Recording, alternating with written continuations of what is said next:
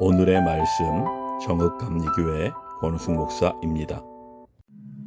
베냐민 자손 지파를 위하여 그들의 가족대로 제비를 뽑았으니 그 제비 뽑은 땅의 경계는 유다 자손과 요셉 자손의 중간이라. 그들의 북방 경계는 요단에서부터 여리고 북쪽으로 올라가서 서쪽 산지를 넘어서 또 올라가서 베다웬 황무지에 이르며 또 그 경계가 거기서부터 루스로 나아가서 루스 남쪽에 이르나니 루스는 곧 베델이며 또 그 경계가 아다롯 아달로 내려가서 아래 베토론 남쪽 산 곁으로 지나고 베토론 앞 남쪽 산에서부터 서쪽으로 돌아 남쪽으로 향하여 유다 자손의 성읍 기럇 바알 곧 기럇 여아림에 이르러 끝이 되나니 이는 서쪽 경계며 남쪽 경계는 기럇 여아림 끝에서부터 서쪽으로 나아가 넵도아 물 근원에 이르고 르바임 골짜기 북쪽 흰놈의 아들 골짜기 앞에 있는 산 끝으로 내려가고 또 흰놈의 골짜기로 내려가서 여부스 남쪽에 이르러 엔로겔로 내려가고 또 북쪽으로 접어들어 엔세메스로 나아가서 아돔림 기탈 맞은편 글릴롯으로 나아가서 루벤 자손 보한의 돌까지 내려가고 북으로 아라바 맞은편을 지나 아라바로 내려가고 또 북으로 벳 호글라 곁을 지나서 요단 남쪽 끝에 있는 여해의 북쪽 해만이 그 경계의 끝이 되나니 이는 남쪽 경계며 동쪽 경계는 요단이니 이는 베냐민 자손이 그들의 가족대로 받은 기업의 사방 경계였더라. 베냐민 자손의 지파가 그들의 가족대로 받은 성읍들은 여리고와 벳 호글라와 에메크시스와 벳 아라바와 스마라임과 베델과 아윈과 바라와 오브라와 그발 암모니와 오브니와 게바인이 12성읍과 또 그 마을들이며 기브온과 라마와 부에롯과 미스베와 그비라와 모사와 레겜과 이르브엘과 다랄라와 셀라와 엘렙과 여부스 곧 예루살렘과 기브앗과 기랴신이 14성읍이요 또 그 마을들이라. 이는 베냐민 자손이 그들의 가족대로 받은 기업이었더라. 미국 플로리다 팜비치 웨스트 대학교의 캘러린 앤더슨 교수는 젊은 시절 마라톤 풀코스를 2번이나 완주할 정도로 건강하고 활기찬 사람이었습니다. 그러나 나이가 들면서 큰 수술을 여러 차례 받고 급격히 쇠약해졌습니다.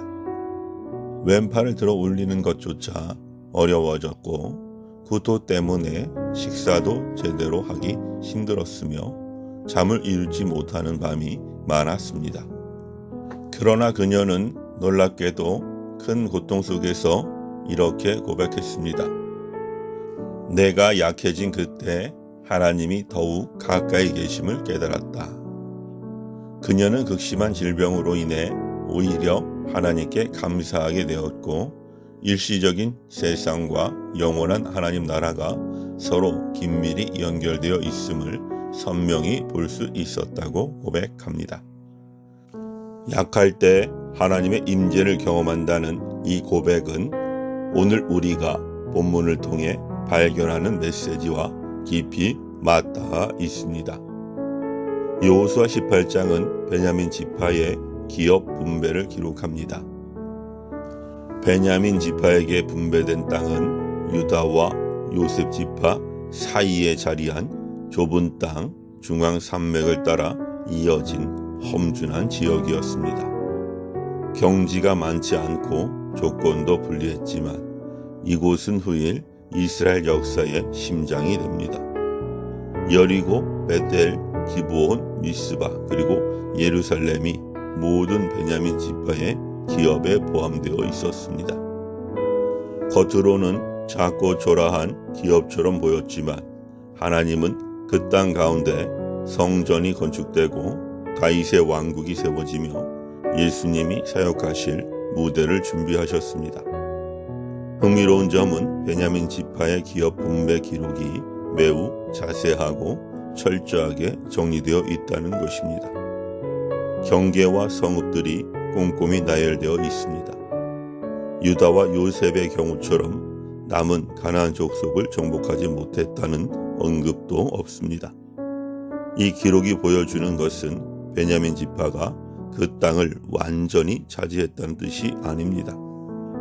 오히려 하나님이 그들에게 분명히 기업을 주셨다는 사실과 그 땅에서 어떻게 살아낼지가 남아 있음을 강조합니다.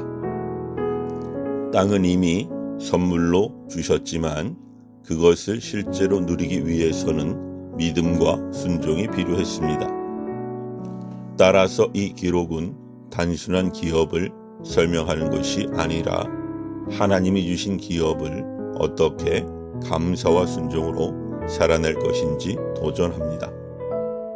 베냐민 지파는 이스라엘 가운데 가장 작은 지파였습니다. 그러나 그들이 얻은 기업은 이스라엘 전체를 연결하는 완충지대가 되었고 이 작은 지파에서 사울 왕이 태어났습니다. 나중에는 에스더와 모르드게 그리고 사도 바울까지 이 지파에서 나왔습니다. 연약하고 보잘것없어 보이는 지파를 통해 하나님은 역사의 중요한 순간마다 강력한 도구를 세우셨습니다. 바울이 고백한 대로 내가 약한 그때의 강함이라는 말씀을 그대로 보여주는 본보기입니다. 하나님은 연약한 자를 들어 강한 자를 부끄럽게 하시고 약한 자를 통해 강한 일을 이루신 분입니다.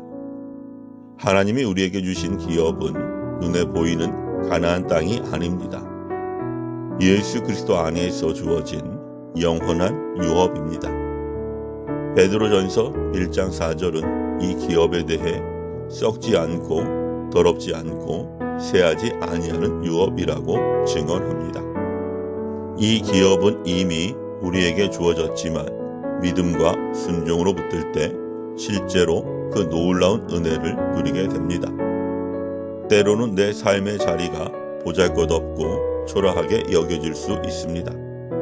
하지만 하나님이 주신 기업은 그 자체로 은혜이며 그 안에서 하나님은 크신 일을 이루실 수 있습니다. 사랑하는 성도 여러분, 혹시 우리 받은 기업이 작아 보이고 우리 삶이 초라해 보일 때 낙심하지 않으십니까? 그러나 하나님은 우리의 연약함 속에서 강하게 역사하시며 작은 자를 통해 큰 일을 이루시는 위대한 분입니다. 오늘 우리에게 주어진 자리, 우리에게 맡기신 기업에서 하나님께 감사하며 예배하고 순종합시다.